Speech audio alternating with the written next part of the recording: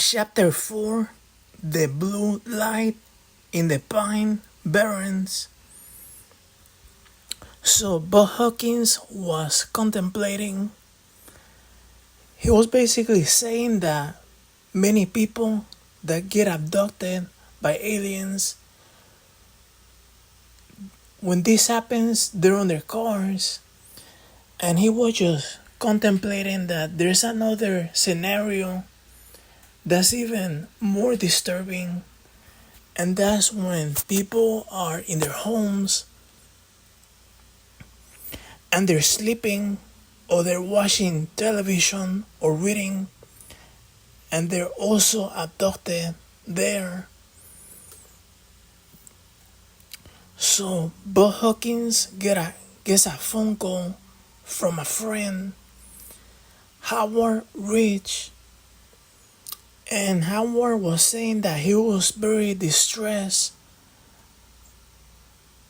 because something happened to him at night. So he was just relaxing and watching TV when he was visiting his mom in Toms River, New Jersey. And he was alone in the ground floor bedroom. And about at 11:30, he was watching a television program, and the room started to fill with light.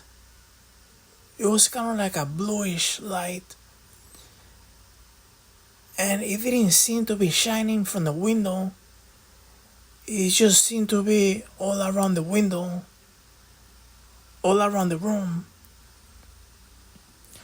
So the light got brighter and brighter, and then it began to diminish, and the whole thing lasted about 3 seconds. And afterwards, Howard was very frightened, that he was really shaken, and he got up and grabbed a gun and went outside the house to look around. Like he was that nervous, but when he went outside to investigate, he didn't see anything unusual. So he went inside and he tried to settle down and go to sleep, but he couldn't. And he took a Valium, and then eventually he went to sleep. So Budd Hopkins asked him how much time he spent outside, and he said that he was outside for like 4 or 5 minutes, and that he was behind the house and didn't see anything unusual. And then Budd asked him that if the same television show was still on when he came back to the house, and Howard said yes. Budd Hopkins was just basically trying to like fish for missing time. So Budd Hopkins suggested that he call the police and file a police report, and that he also called for digs to see if there was some type of nighttime military exercise.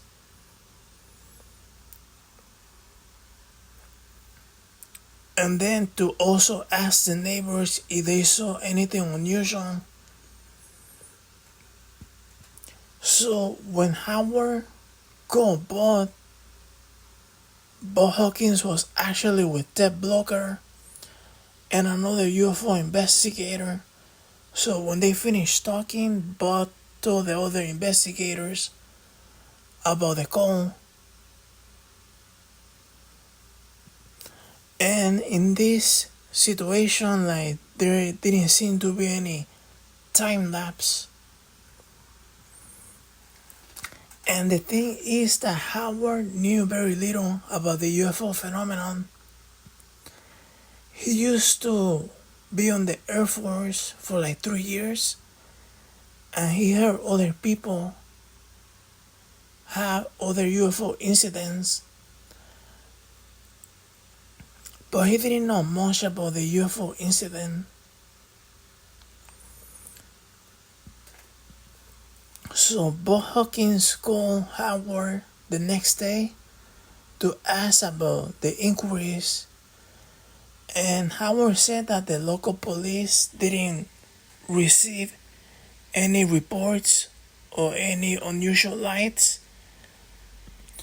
And he also called the military base, and they said that there had not been any nighttime military exercises. And the neighbors also said that they saw nothing out of the ordinary. So after a few weeks after that call, after the initial call, Howard and Budd were at a dinner party, and Budd suggested that Howard make an appointment with Dr. Clamar so that he can undergo hypnosis to see if anything weird happened. And even though Budd suggested this, he did not think that anything happened, that nothing was gonna be uncovered, that maybe Howard was kind of like dreaming, and he was just tired and watching TV, and maybe he imagined the whole thing. The only thing that Budd was kind of like suspicious about was Howard's reaction, because Howard was very shaken about the event, and he was very scared.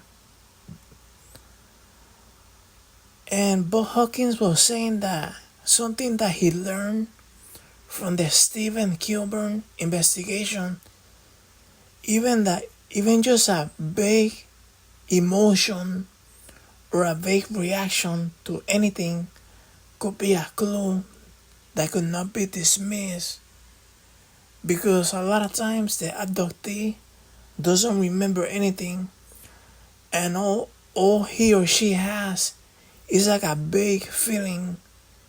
So Budd learned not to dismiss that.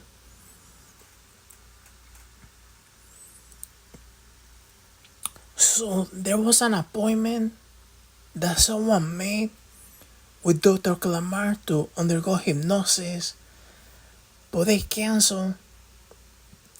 And then Budd Hopkins just called Howard to ask him if he wanted to like participate in the hypnosis and meet Dr. Clamar.